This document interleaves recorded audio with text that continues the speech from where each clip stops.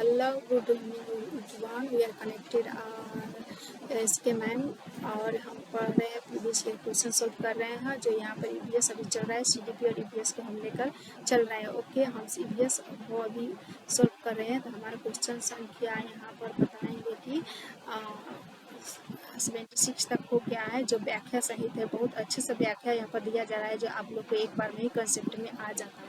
Okay, आप लोग यहाँ पर पढ़ेंगे और यहाँ पर देखेंगे हमारा क्वेश्चन क्या दिया। प्रयोगशीलता खोज 77 क्वेश्चन है।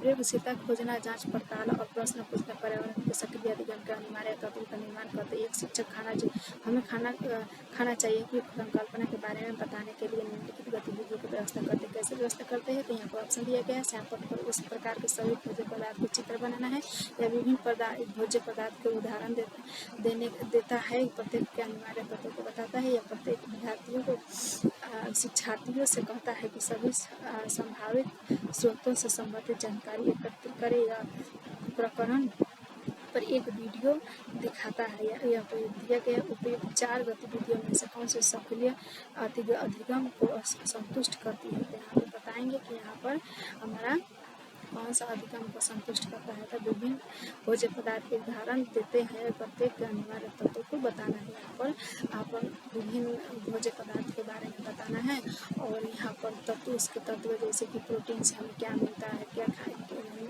कौन से भोज्य से हमें प्रोटीन मिलता है, कौन से भोज्य से हमको कार्बोहाइड्रेट या विटामिन इस तरह से हमको बताना है। ओके बच्चे, हम यहाँ पर क्वेश्चन का आंसर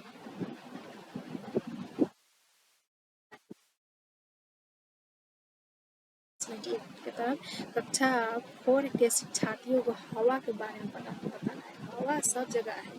प्रकरण पढ़ाते समय गीतिका निम्नलिखित गतिविधियों को करने की योजना बनाती है। कैसे योजना बनाएगी था, हवा कहाँ कहाँ होता है इसके बारे में यहाँ पर बताना है। और यहाँ पर पूछा जा रहा है उपयुक्त प्रस्तावित गतिविधियों में से कौन सी प्रकरण को प्रभावित करने से सब पढ़ने के लिए सार्थक नहीं है। यहाँ पर इस चारों में से 3 सार्थक है लेकिन एक सार्थक नहीं है जो यहाँ पर हमको ढूंढना है। शिक्षार्थियों को क्षेत्र भ्रमण पर ले जाना या विशिष्ट उदाहरणों से संकल्पना की व्याख्या, संकल्पना को समझने के लिए मल्टीमीडिया कैप्सूल का प्रयोग या प्रकरण से संबंधित प्रश्न या प्रश्न पूछना भी सही होता है। मल्टीमीडिया भी दिखाना या कैप्सूल से प्रयोग करना, मल्टीमीडिया मतलब यहाँ वीडियो हो गया, यह इसको भी दिखाना जरूरी होता है। संकल्पनाओं पर विशिष्ट व्याख्या भी करना जरूरी होता है। लेकिन क्षेत्र भ्रमण हम नहीं ले जाएंगे क्योंकि हवा तो सभी जगह होता है ना। यहाँ जरूरी थोड़ी है कि हम भ्रमण पर ले जाकर ही हवा दिखाएंगे। यहाँ पर भी हम अपने क्लासरूम में भी बैठकर अपने हवा के विषय में व्याख्या फिर उसके बारे में एक्सप्लेन कर सकते हैं। इसलिए हमें क्वेश्चन के आंसर ऑन हो जाएगा, भ्रमण पर नहीं ले जाना है। ओके, हवा के विषय में जरूर पढ़ेंगे तो हम क्लासरूम में ही पढ़ा करके अपने बच्चे को समझा सकते हैं। पाठ्य पुस्तक में विभिन्न प्रकरणों में एक खंड करके देखो के शामिल किया गया है जिसका उद्देश्य क्या है, प्रत्यक्ष हस्तपरक अनुभव उपलब्ध कराना। हम जब भी करके देखेंगे तो हस्तपरक अपने अनुभव से, अपने हाथों से एक्टिविटी करेंगे और अपने हाथों से प्रयोग करके ही सीखेंगे। अपने अनुभव द्वारा। तो हमारे क्वेश्चन के आंसर हो जाएगा 71।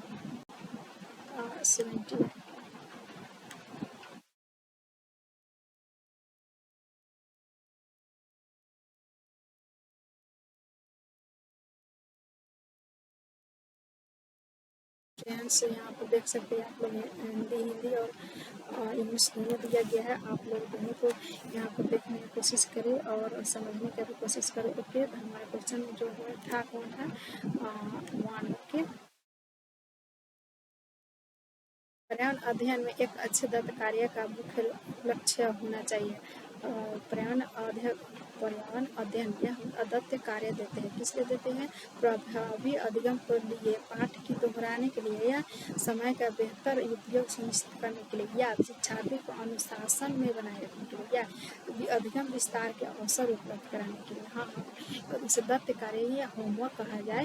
होमवर्क इसलिए देते हैं कि उसको अच्छे से विस्तार पूर्वक उसे अवसर मिले उसे करने के सीखने का। ओके, हमारे क्वेश्चन के आंसर हो जाएगा। हम 81 की तरफ बढ़ेंगे। पर्यावरण अध्ययन के पर्यावरण अध्ययन के शिक्षक के रूप में चिड़ियाघर के भ्रमण का आयोजन करने का मुख्य उद्देश्य होना चाहिए। चिड़ियाघर जब हम जाएंगे तो उसका भ्रमण करने का कैसा मुख्य कौन सा उद्देश्य होना चाहिए, तो सबसे मुख्य उद्देश्य होना चाहिए। यहाँ पर 4 ऑप्शन दिया गया, उसमें से चुनना है हमको। शिक्षार्थी को आनंद और मजा उपलब्ध कराना, ठीक है कि हम इसके संकल्पना को बढ़ाएंगे, एक्टिविटी को बढ़ाएंगे, और नित्य संरक्षण कार्यक्रम भी एक रास्ता को बदलना या शिक्षार्थियों को सक्रिय अधिगम अनुभव उपलब्ध कराना। यहाँ पर या शिक्षा की गुणवत्ता के बारे में अभिभावकों को संतुष्ट करना। यहाँ पर अभिभावकों को संतुष्ट नहीं करना है, लेकिन यहाँ पर है सकारात्मक, लेकिन इससे भी अच्छा आंसर हमारा यहाँ पर हो जाएगा। शिक्षार्थियों को सक्रिय अधिगम अनुभव उपलब्ध करना। ओके, हमारा क्वेश्चन आंसर ठीक हो जाएगा। बढ़ेंगे 82 की तरफ। सामाजिक विज्ञान के संदर्भ में पर्यावरण अध्ययन पढ़ाने का निम्नलिखित में से कौन सा उद्देश्य नहीं है। यहाँ पर हमें जैसे शिक्षार्थियों को विद्यमान विचारों और अभ्यासों पर प्रश्न करके योग्य बनाना चाहिए। हाँ, हम जब भी पढ़ाएं इसी के साथ साथ ही निरंतर मूल्यांकन करें, उसके साथ पूछताछ करें। इस बच्चों को समाज के एक जिम्मेदार सदस्य के रूप में पढ़ाने के योग्य बनाना चाहिए। यस, ऐसे पढ़ाए कि वो समाज में रहने लायक हो जाए। इससे बच्चों को संस्कृति सभ्यताओं में भिन्नता का एक समानता करने योग्य बनाना चाहिए, या इससे बच्चों को मुख्य शब्दावली का सही परिभाषा याद करने योग्य बनाना चाहिए। यहाँ पर हो जाए विभिन्न संस्कृति का उसको देना चाहिए। बात की हमारे हमारा समाज में इस तरह से संस्कृति होते रहता है और आगे भी होते रहेगा। आप लोग चाहें, क्योंकि हमारा पुराना रीति रिवाज है, संस्कृति से जुड़ा है। ओके, तो हमारे क्वेश्चन के आंसर में नेगेटिव पूछा गया, तो हम यहाँ पर नेगेटिव जवाब देंगे कि याद करने, परिभाषा को याद करने के लिए कि सभी यहाँ पर क्वेश्चन का आंसर हमारा सही है, लेकिन गलत है। ओके,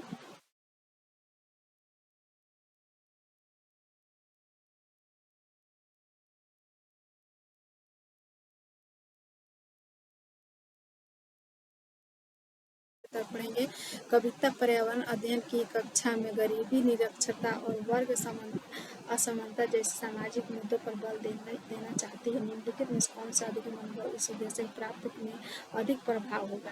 तो यहाँ पर सबसे अधिक प्रभाव यहाँ पॉजिटिव को ढूंढना है, संबंधित विधियों को विशेषकर व्याख्यानों का आयोजन करना नहीं, विद्यार्थियों को संबंधित सामाजिक मुद्दों पर चार्ट तैयार करने के लिए, शिक्षार्थियों को संबंधित जानकारी एकत्र करने के लिए, उनका विश्लेषण करने के लिए, समूह परियोजना लेने के लिए कहना, यह विद्यार्थियों को संबंधित मुद्दों पर स्लोगन लिखने के लिए कहना, श्लोक लिखने के लिए कहना, या विद्यार्थियों को संबंधित जानकारी एकत्र करना, उनके विश्लेषण करना और समूह परियोजना बनाना। ओके, उसके विश्लेषण मतलब कि के बारे में अनेक तरह से आंसर ढूंढना है और उसके बारे में अलग अलग से विस्तार पूर्वक जानकारी ले और एकत्र करें, वही हमारा यहाँ शिक्षा यहाँ क्वेश्चन का आंसर हो जाएगा। ओके, 84 की तरफ पढ़ेंगे।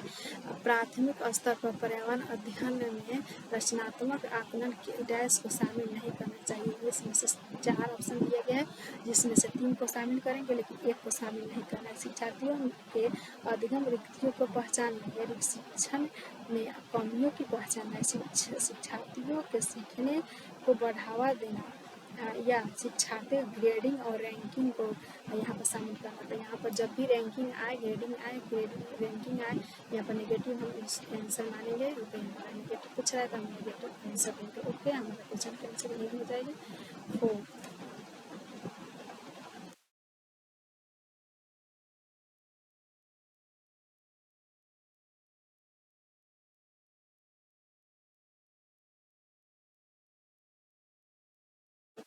दोस्तों यहाँ पर कुछ प्रॉब्लम हो जाए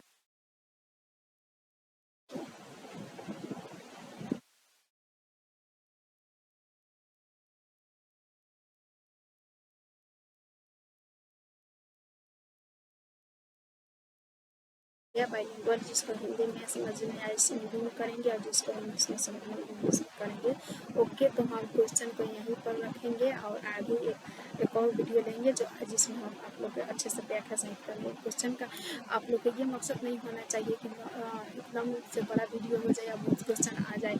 आप आपको यह मकसद होना चाहिए, कम ही क्वेश्चन हो लेकिन उसे अच्छे से एक्सप्लेन में हो और अच्छे से कंसेप्ट में समझ में आए। हम आप लोगों को कंसेप्ट में देने की कोशिश करें। आप लोग यहाँ पर आए, लाइक सब्सक्राइब करें और अपने साथ अपने दोस्तों को लेकर आए ताकि हम भी मोटिवेट हो।